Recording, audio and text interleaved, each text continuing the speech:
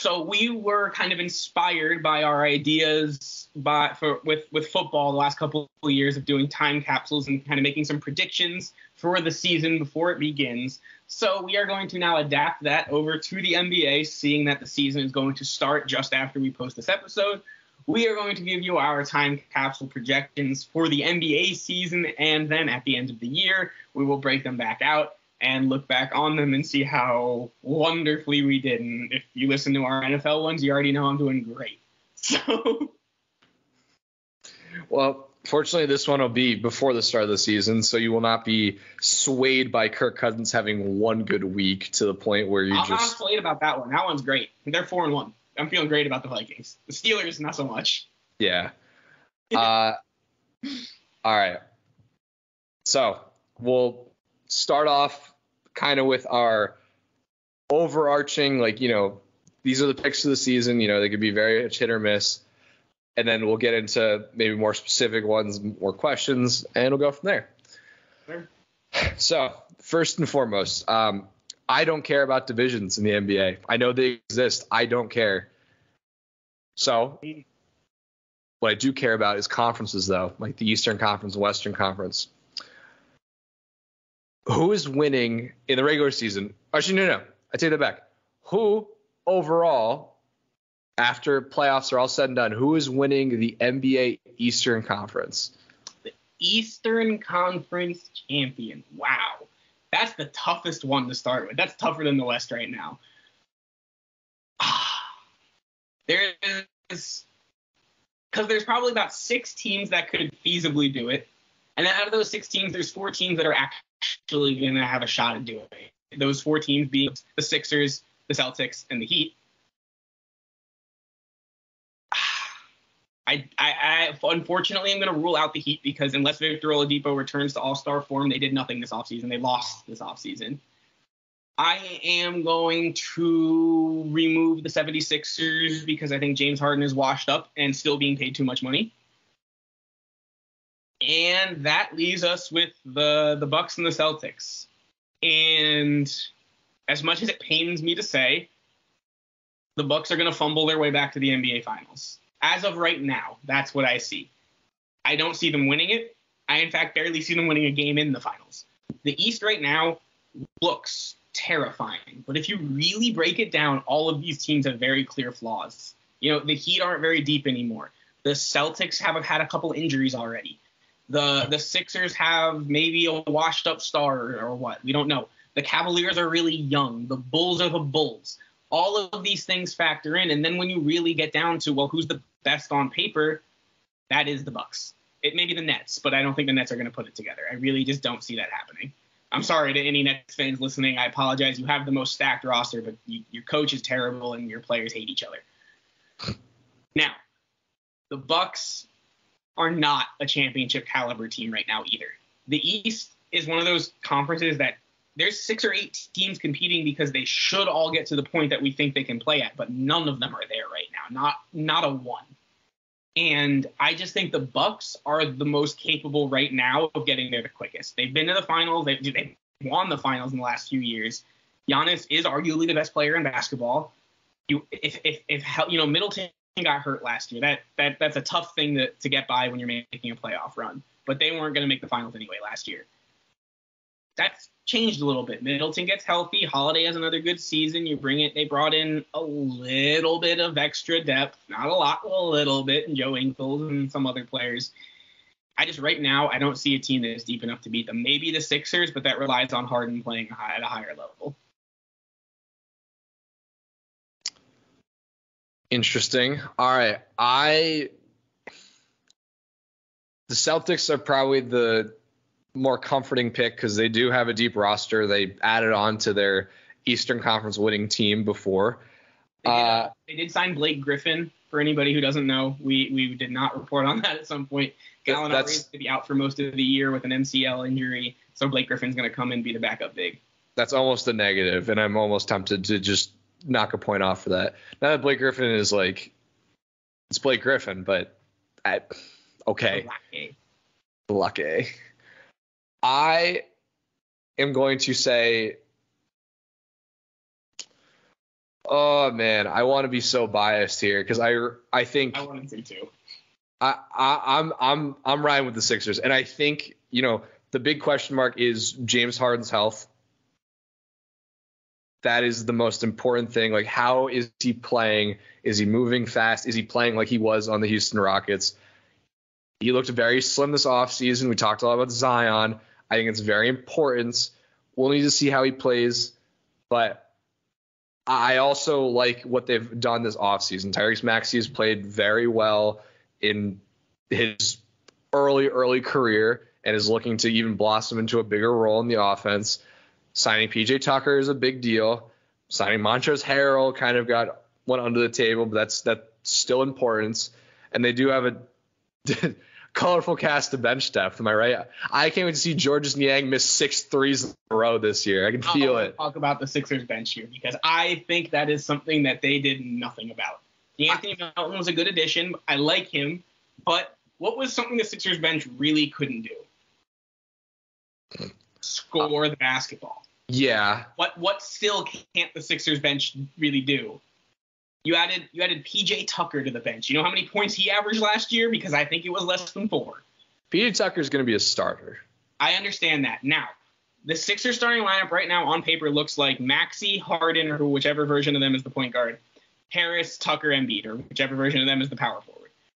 But those are the 5 that's going to be the starting lineup. That leaves your bench as Milton, Korkmaz, Paul Reed, and whoever else you want to throw in there. Daniel House, Trevelyan Queen, whoever else gets playing time, whatever. Isaiah Joe, he got cut, never mind. There's one move that the Sixers could do that would immediately make me believe that they are the team that's going to win the Eastern Conference, maybe even the Finals. And it is the one thing that I guarantee you Doc won't consider and the player won't let happen. If James Harden returns to his role as a sixth man, the Philadelphia 76ers will win the NBA championship because their bench is actually good, but it lacks scoring. All James Harden can do anymore is play offense. That's all he ever could do. He may not be the most efficient scorer, but if you're getting him if you're playing him with guys like Milton and Melton who can help create for others, that's going to open him up a bit more. It's going to allow your bench to keep pace with other starters, and it is going to open up a position in your starting lineup that can be used for something that was maximized by a JJ Redick. You need a three-point shooter. Maybe you need a guy that can play defense a little bit too because Redick was a defensive liability, but that's the best Sixers team we've seen in the last few years. That's what I think this team can emulate, but Harden can't shoot like that anymore. Harden never really could shoot like that. If you guys can find that piece to slot in there, maybe it's Korkmaz, maybe it's Melton for the defense. I don't know, just the guy that fills that hustle role, because that's really what JJ Redick did, right? He hustled his ass off. If you get that guy again, and then you have maybe the most productive sixth man in basketball, getting paid $30 million a year, 15, whatever it is now, I know it's a hard sell, but just think about it for a minute. That's how perfect would that situation be? See, but unlike the Los Angeles Lakers, we have Doc Rivers, who is a genius when it comes to schemes, or he'll he schemed you into letting him be your head coach. But you know what? Here's what he does. You have like Harden and Maxey, that starting lineup, and you shift them at different times. That way you have Harden or you have Embiid in with the second team for a little bit, and they're just scoring at will, leading that second team, and then you switch them out when you need to. And that, to me, is why I think the Sixers are winning the Eastern Conference. We're booking it. I'm going to tell you this right now. Tyrese Maxey is going to average more points per game than James Harden. That's fine with me. If he's putting up 20+, that's great. I would be – But here's the deal. If he's putting up 20 points per game, Embiid's putting up his usual 26 to 30, and then Harden's averaging anywhere in the range of 15 to 20, why not put him on the bench? You know Toby's good for 13 to 17 a game. You know PJ Tucker's going to hit the open shots he's given. You know a guy like Melton or a guy like Milton is going to be able to fill in that starting spot at shooting guard and play efficient defense and shoot the ball relatively well if, given good looks. And then your bench, everything opens up. Harden can be the quarterback of the bench and exactly the rest. I am very big right now on stars coming off the bench just because what's the next step? Because if super teams, super lineups are the step right now. The way you beat that is having a second unit that can just outplay. It's having a deeper team. What way to have a deeper team than put a star on the bench? And I still hesitate to call Westbrook and Harden stars right now, which is ridiculous because James Harden got ranked 11th on NBA rank. I think, as just to kind of wrap this up, yes, sorry. I think the starting lineup may be, the five we talked about. We have Harden, Maxey, Tobias, PJ Tucker, and Embiid. But then once you start to weave them in, you're going to have people coming out and coming in at different times. You may have some overlap. Like maybe Maxey is playing with the second unit and he's scoring at will.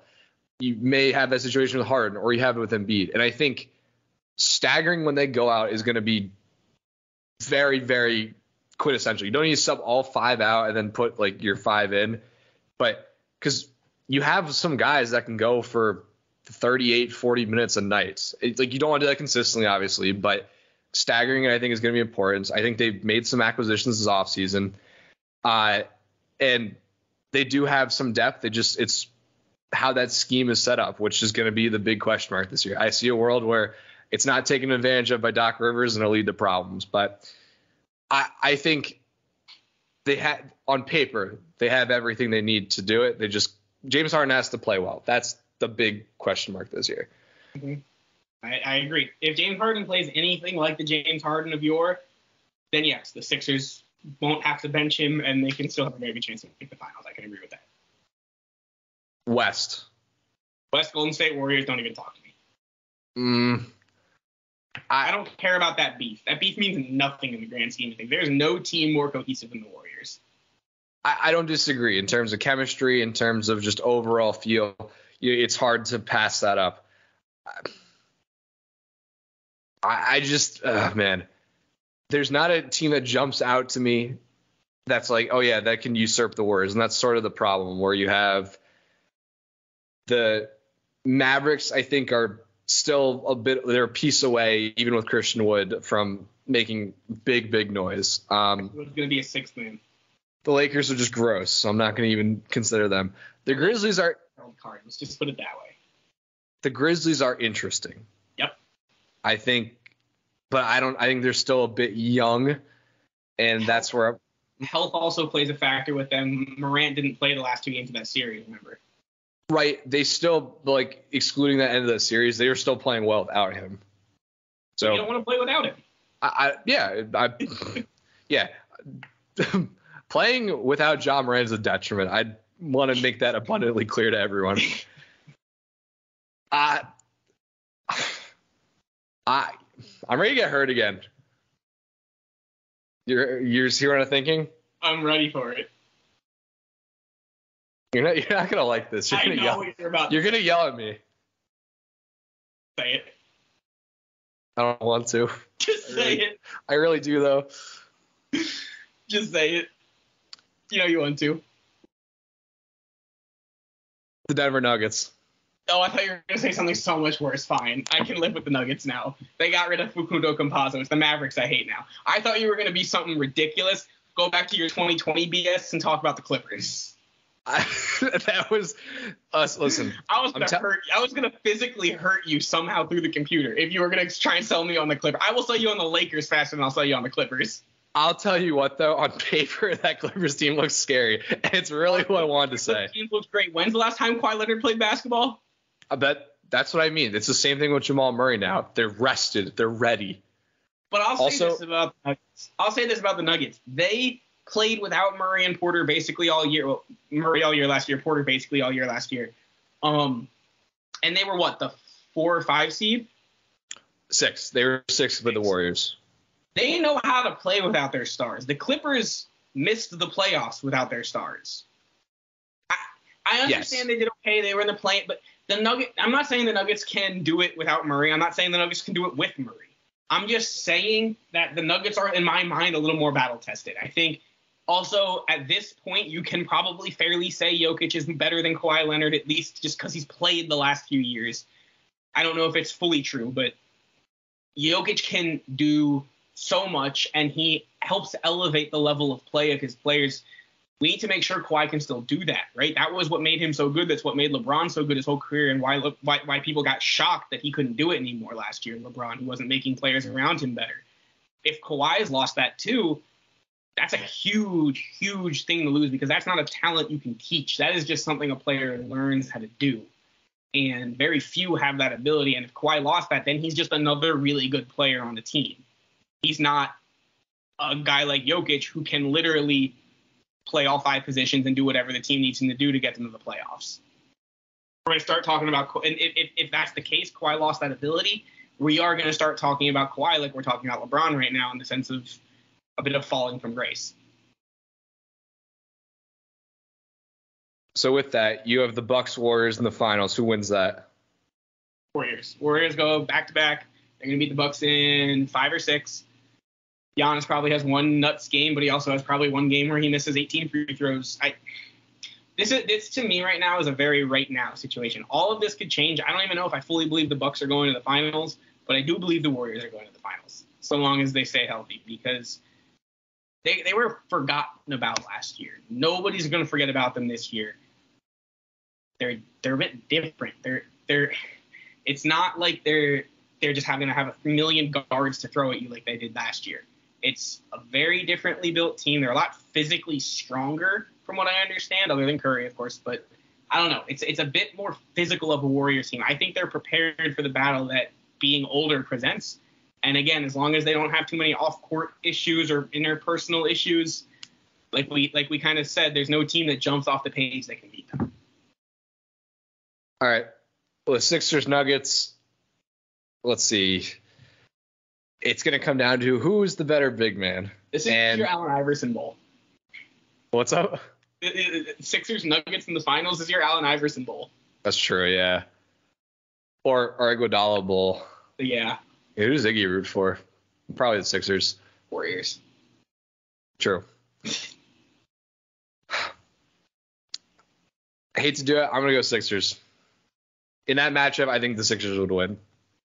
Look, I am respecting this because I don't see it. But last year, I said the Heat, and I understood why I, as a Heat fan, as unbiasedly, I was never going to be able to explain it in an unbiased way, but I could see the unbiased way where the Heat made the finals and won the finals last year. And that's why I believed it. I don't believe that this year, but I believe that you believe that about the Sixers. And whether or not you have the most unbiased opinion as to why they're going to the finals, it doesn't matter, because I believe that you genuinely think it's possible, and that's all that matters. Okay, I'll take it. All right, so that concludes that painful segment where I have to pick. No, I'm talking about just me having to pick my hometown team. Let's get into maybe hopefully a little bit more out there predictions. We'll start, though. Who's winning the MVP of the league this year? The league is going to have to work really hard not to give it to Luka Doncic. It's going to be Luka as he stays healthy and the Mavericks do well. He's going to put up near triple-double numbers. This is the year they've been waiting for. It's the year where he's now finally close enough to the best player in the league where they can call him the best player in the league. He's not. He may never be. But the stats he puts up, the impact he has on his team, going to be Luka Doncic. They're not going to give it to Jokic again. Jokic won't even be in consideration this year. Even with winning the West, though. If they do win, if they get the number 1 seed in the Western Conference, Jokic will be the MVP. But voter fatigue kicked in for LeBron after 4, meaning it's going to kick in for a guy worse than LeBron way before 4. My gut's telling me to pick Giannis. I think there is like legitimate voter fatigue there, even though it's been a little bit. Luka's he's a 2-time, yeah, 2-time, and then Jokic won back-to-back. I don't think Jokic is going to win a third. I'd almost be dumbfounded by that. I think he's going to be up there either. I'd agree, even with the Sixers winning the East in this hypothetical situation. I think Luka, while he'll have success, I think it could come too late in the regular season or just in the playoffs. Luka will put up great numbers. I'm not concerned about that. But, I think in my hypothetical situation, I think Jason Tatum's going to win it. That team is deep. I understand that doesn't help the situation, but I could see him putting up 26 plus points a night, having 8 rebounds and like 6 assists, and just looking like a superstar. That's stays healthy as well. Yeah. I grimace because I see the reality. I see the world where you're right. I hope you're wrong, but I could definitely see it. Tatum is going to have almost another breakout year this year, I think, and really take that step to asking the question, is he a top 5 player in basketball? I think there's no doubt that he's top 10 right now. Yeah. Rookie of the year. That's a fun one. With Holmgren down, though, Holmgren's gone for the year for the Thunder. So the leading candidate obviously becomes Paolo Banchero. I am inclined to go with him, but also the Magic tends to disappoint and I think we've talked about this before. It's hard to break out of the pack because there's so many good players that need playing time in Orlando. Not good players, young players that need playing time in Orlando. And it's almost hard to break out from a pack. The guy that I've heard who's had the best preseason is Benedict Mathurin of the Pacers. So I'm going to go out on a limb. I'm going to say that success continues, and I'm going to say Benedict Mathurin is going to be the Rookie of the Year. It's not going to be a popular pick. I'm going purely off instinct right now. I believe he is going to have a vibe. The success he had in preseason is going to carry into his first year almost like Kuzma's did. So he's going to look a little better than he maybe will be. But that's a team where it's very, very easy to break out from the rest of the players. And all he has to do is continue to shoot well. And he's going to already be given the reins in Indiana, basically, to work with Halliburton. And I picked Arizona to win the national championship last year, largely because I thought Benedict Mathurin was one of the most NBA-ready players. I still believe that. And if my prediction in Banchero kind of struggling to, out of the gates to show off a bit, that's Mathurin's chance. So I'm going to strongly say Benedict Mathurin of the Pacers. While the MVP, it may not necessarily go to the guy on the best team. It definitely helps to have a really good team having success. I think the Rookie of the Year is less applicable. And you know who I think is going to be really, really good based off what I've seen? Keegan Murray. Keegan, I love it. I hate it, but I love it. Listen, I'm not saying the Kings will be good by any means, but he may just rip off a 17, 18 point average, and I think that's good enough for Rookie of the Year. Yeah, I was gonna say as long as he maintains the starting role, yeah, I think we probably just nailed the most 2 NBA ready prospects. And I mean, Murray was touted as the most NBA ready player out of this draft class, and yeah, I think the only reason I didn't consider him is I don't know what the Kings are going to do in terms of if they're going to start him at the 3, the 4, if he's going to come off the bench. I've heard Sabonis at the 5 is a pretty locked-in situation right now, but that opens up room for Murray, so we'll see. But the only world where I could see this becoming foolish is if he, sits on the bench all year somehow. Mark my words, when I don't get this right, the Kings will have messed up. It wasn't me. I'm always right. And it wasn't Keegan. Let's put that out, too. Yeah. After last year's monstrosity of a defensive player of the year being awarded to Marcus Smarts, who's winning DPOY for this upcoming year?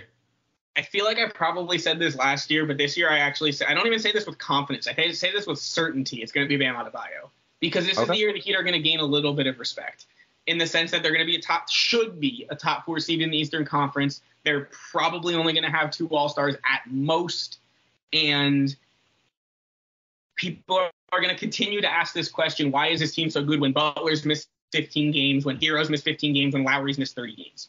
And it's good because Bam Adebayo plays 82 games of the best defense in the NBA. He can guard everybody. He shuts down players like Trae Young and Giannis Antetokounmpo. Yes, I said those two because they are divergently different players that Bam Adebayo has both held to under 10 points before. It's going to be Bam. If the NBA is reasonable and listens to the fact that the Heat can have a good basketball player, I guess. I think there's probably just some anger from the big 3 where they just don't want to give the Heat awards because they won so many already. But, Bam Adebayo would astound me if he was on the Hawks with how good he is at defense.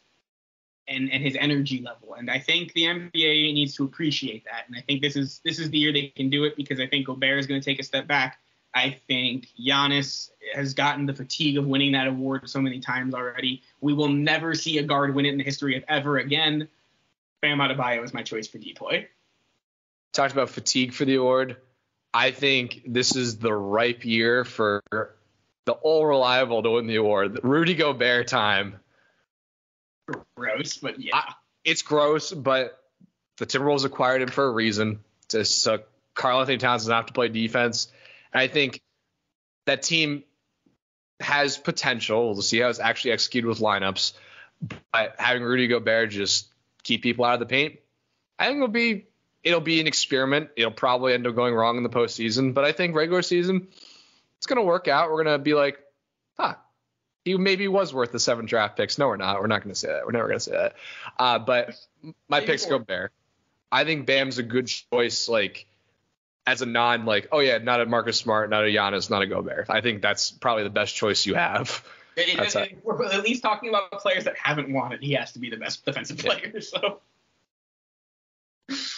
All right, 6th man of the year, and you better say Russell Westbrook if you're really buying into. I mean, if they actually bring him off the bench, yes, Russell Westbrook, absolutely. Or if they actually bring him off the bench, James Harden, yes, absolutely. First of all, this is going to take a little bit of actually finding out who the 6th men are going to be. But right off the bat, I'm inclined to say Christian Wood of the Dallas Mavericks. Okay. They have confirmed that they're going to at least start by using him as the 6th man. They want to start McGee and Kleba at the 4 and 5. Wood, however, in my mind, gets all of those backup minutes. He gets the backup 4 and 5 minutes in my head. So I think he's the second best player on that team.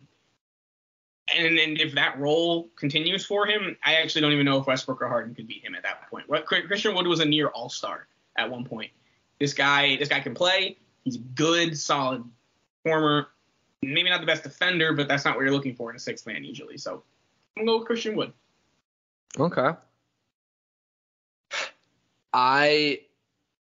It's tough, yeah, because you don't know who the lineups are.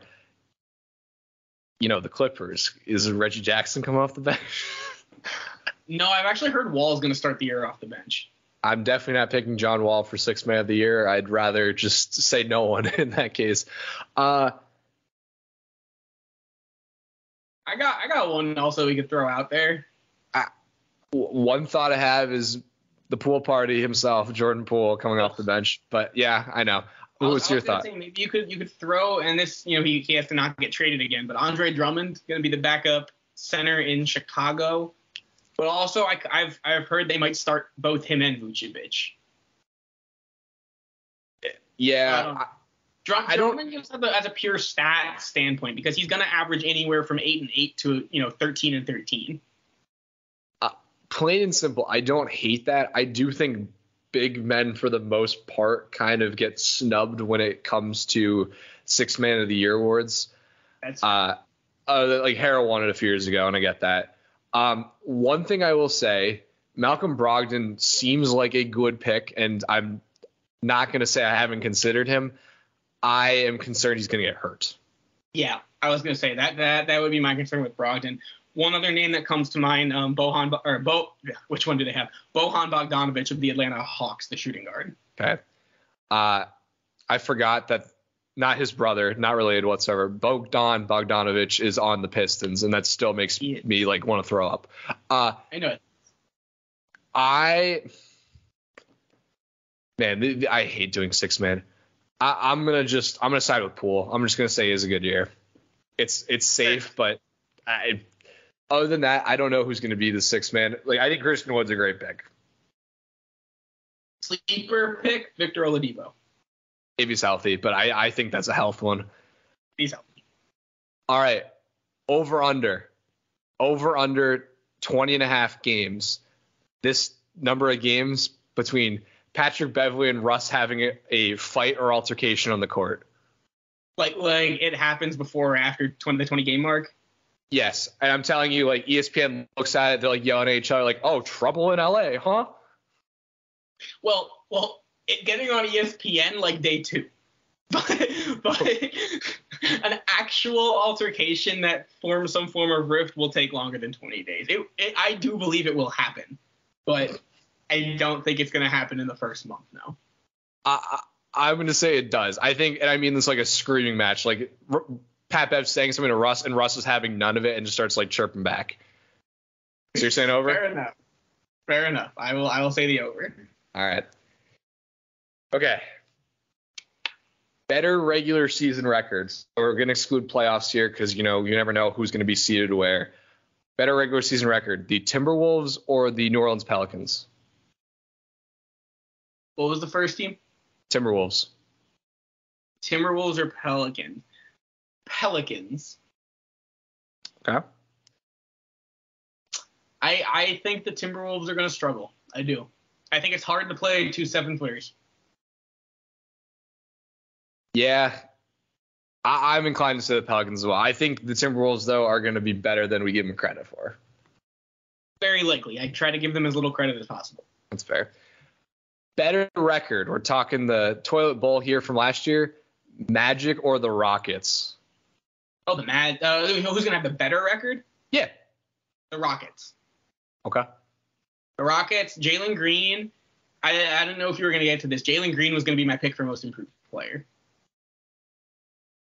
I'll pencil you down for most improved player. I don't even know who I could begin to pick because, man, I'll tell you what, most improved is like either someone's been out with a crippling injury or they just had a big jump, and usually people with the big jumps I forget about.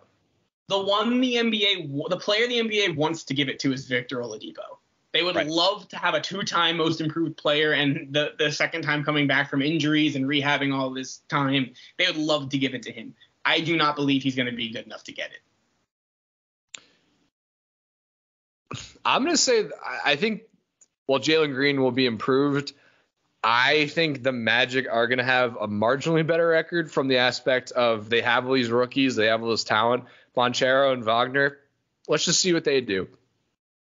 I don't think the Magic will make any noise whatsoever, but I also don't think the Rockets are like they're a year removed or a year away from getting to that point. How do you feel about the starting lineup the Orlando Magic played last night of Cole Anthony, Franz Wagner, Paulo Banchero, Wendell Carter Jr., and Mo Bamba? Other than Mo Bamba, I thought that lineup was sounding decent.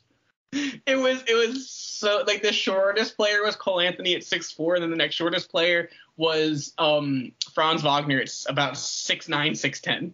I mean, it's the Cavs from last year where their lineup could have been like Jared Allen, Lauri Markkanen, Evan Mobley, just gigantic lineup, and I was all here for it. This next one, that's a good one. Point guard? Yes. You're not going to like this question. Good. Better regular season record. Your 2 favorite teams, the Dallas Mavericks or the Los Angeles Clippers? That's tough. That's really tough. Is it? If Luka is in fact the MVP, it will have to be the Dallas Mavericks. So my gut says Mavericks. I'm going to say the Mavericks. I will not, however, be surprised if the Clippers do have a better record. I will be surprised if one of these 2 teams finds a way to, at the very least, completely miss the play. And that'd be shocking if one of those teams, like the Mavericks should be a playoff lock. The Clippers should be a play-in lock, but probably also a playoff lock if they stay healthy. Clippers all day, every day. I'm not saying that the Clippers will have so much success in the postseason, but I'll tell you what, that team, if it stays healthy, is going to be pretty good. It's a big if. Okay, 2020. They were a 3-1 lead away from going to the NBA Finals and probably winning it. Don't make me break out rest management. Don't make me break it back out. Listen, I'll be honest. I expect a team who's up 15 in Game 6 to hold on to a lead. And I expect a team who rests their players every other game to have their players be able to play through the end of the game. And everyone got rested. There were 3 months off for COVID. Did you forget about that? That's why the Heat went to the finals. Right. That's why the Heat went to the finals. Okay. They can't play under the pressure, Robbie. They can't handle the pressure. They literally were in the Eastern Conference Finals last year. When's the last time Joel Embiid got you guys there? They couldn't win the Eastern Conference Finals at home. We were literally. I can't do this. You're arbitrating. You're gaslighting me. I can't do this. I'm not gaslighting you. I'm stating factual information. Do not gaslight me for gaslighting you. If Jimmy Butler was in a Sixers jersey and missed that shot, we'd have the exact conversation, but opposite right now. Speaking of Jimmy Butler, better regular season record, the Philadelphia 76ers of the Miami Heat. The Philadelphia 76ers. I think agree. will be a top 2 seed in the East. I am certain the Miami Heat will be the 4 seed. Okay. I like that. Heat 4 seed. All right.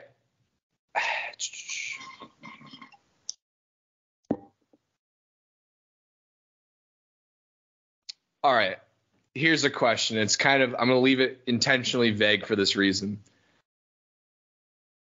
At the trade deadline, we'll call it top 25 player be traded away? Is Shai Gilgeous-Alexander a top 25 player? That's for you to determine. The answer is no to both. But a player like Shai Gilgeous-Alexander will be traded. I don't know if it'll be him exactly, but it's a budding star. The league is looking for the next Donovan Mitchell, the next young star that wants out. They believe it's going to be Shai. It could be anybody. It really could be. But I believe that's possible. But if you're asking me if a superstar or like a team-changing playoff caliber player is going to get like a Donovan Mitchell type trade is going to happen, absolutely not. No, that won't happen until next offseason. Okay.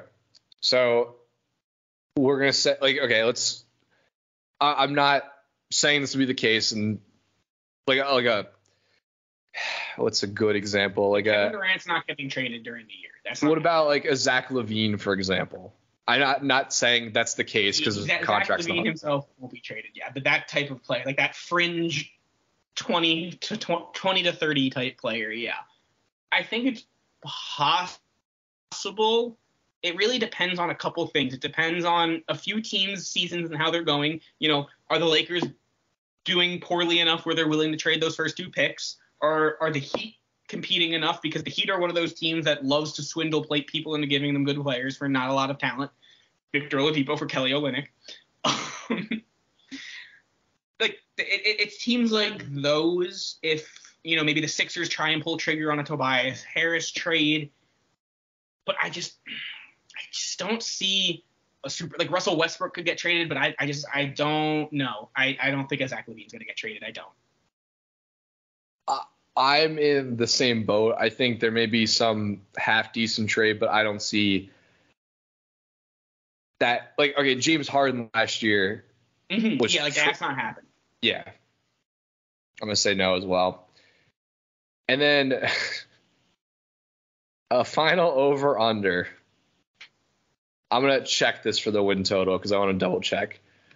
The win total for this team is at, let's find out.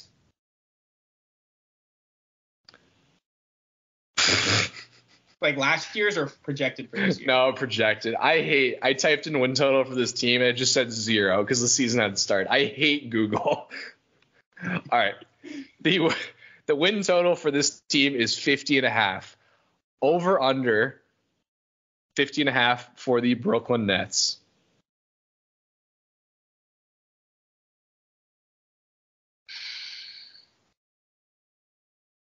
I hate Google so much. That's really funny, actually.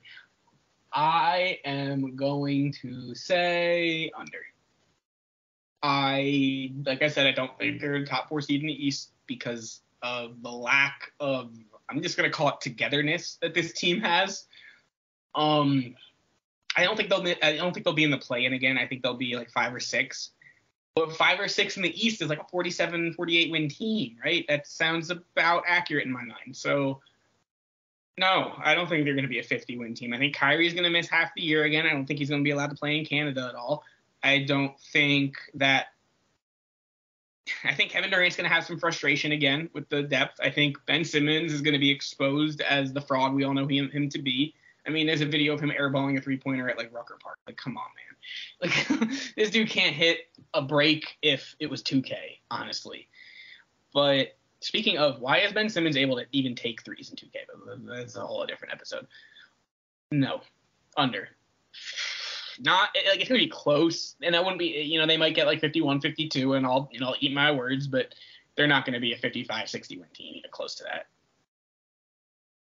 Yeah. It's tough come to hell. If they played every game, like, fully healthy, I think over, no problem. I'm going to say over still. Like, I think Kyrie Irving, even if he doesn't play all the games, or like Kevin Durant for that matter, like, just having Ben Simmons there to potentially pick up the slate, like, is a good thing. Not to say that's like the greatest. It's not worth his $180 million contract, but I'm going to say over, not by much. Like, I think 55 is like their max. I will say, though, the two biggest wild card teams in the NBA are the Los Angeles Lakers and the Brooklyn Nets, because that could very easily be two teams that get sucked into the play-in. That could very easily be an NBA Finals matchup. I'm so glad you mentioned that. The final question of the day, while we will try and avoid as much talk about this as possible, will the Los Angeles Lakers make the playoffs? And I mean getting through the play-in game, because that's probably where they're going to end up. I qualify making the playoffs as you're one of the 8 seeds. Yes, they will.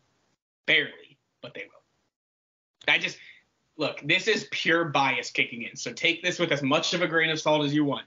I cannot see LeBron James missing the playoffs 2 years in a row. I assume Jordan heads listening to this felt the same way about Jordan. And if you search your heart, I think you know that to be true. You just can't envision it. It's not that it's impossible. I'm not putting out the possibility that LeBron misses the playoffs this year. But in my head, I don't see a world where he lets that happen. And I think he's good enough to make sure it doesn't happen. I'm going to say they don't. I think that we're going to have a deep discussion next offseason about LeBron, and I'm looking forward to it. I'll say this. If they don't make the playoffs, we will reopen the GOAT debate. I will reopen the GOAT debate. We'll reopen GOAT debate when LeBron doesn't make playoffs. If not. Fine. If. All right. We'll keep that there. All right. Final question. Who is the bad boy of the year? Draymond Green is I was about to say we got a clear front runner. So far, so good. But, Isaiah Stewart may have been one last year, for example. Yeah, I was going to say Isaiah Stewart probably took it home last year. Freight training down the court just to tackle LeBron. I'm gonna pretty confidently say Patrick Beverley. I'm gonna say, I'm not talking suspensions here. I think we're just gonna get sick of him. Devin Booker. God, I could see that. I think we saw what happened to it last year. I was sick of it. I'm sure you were too. And we just watched Luka just torch him. Devin Booker. I could see that. All right. Those are our time capsule predictions. We will not touch them until the season has concluded. We will keep it up here. You can feel free to laugh at us throughout the entire season. We're going to act like it didn't happen because the season hasn't started yet. But until then, we will not open this time capsule. But when we do, it'll be a good time.